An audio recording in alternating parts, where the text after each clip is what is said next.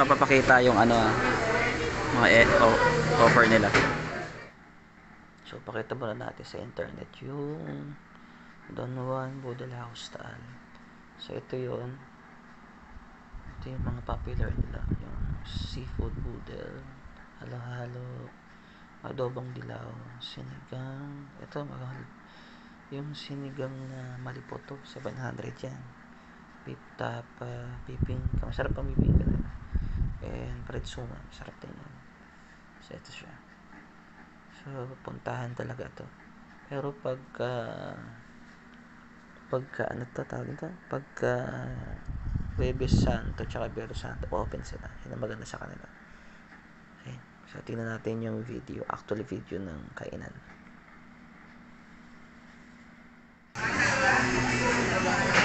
Ito yung mga server nila, naka-uniform, ganyan.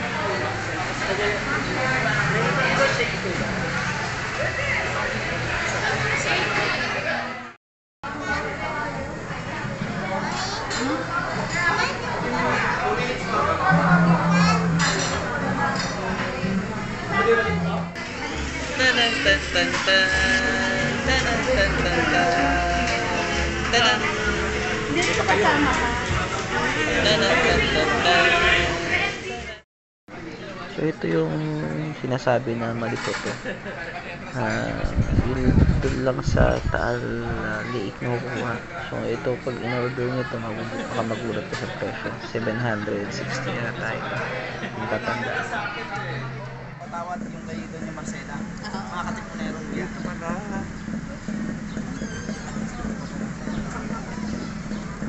Malungsinag. Nasa ating crowd. Yun yung mga lumaban sa mga Kastila. Muli na nga yung tawag dito yung batas. Pagka lumumpay ang binili mo, lumumpay din papatayo. Hindi na yung 1998. Kung napagay yun ng konti, madami sanang naisalba. Sana siguro ng UNESCO mas madami sanang naisalba. Ano ito, nasa ng UNESCO na siguro ano? Andar siya pati ng mga historical events. Pang ano yun, national, yung sa National Museum. Historical Museum. Sir, pang-5 kayo sa ano? Mabigat ang parusa pagka yung pinapalitan mo yung bahay ng lupa ng Garbo. Date na nga lang lumabas yung batas na yun, 1999. Maraming nasira. Oo, dito na matagal nito. Yan lang bahay namin sa baba.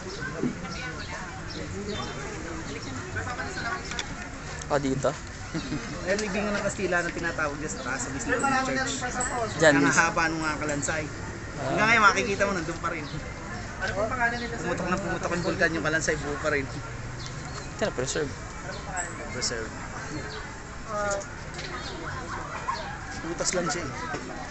Ito siya mahaba. Wala yung Bistro, Kutsara, Tinidor, tsaka itong Paradores del Castillo. puro pag ganito ko siguro pila, no?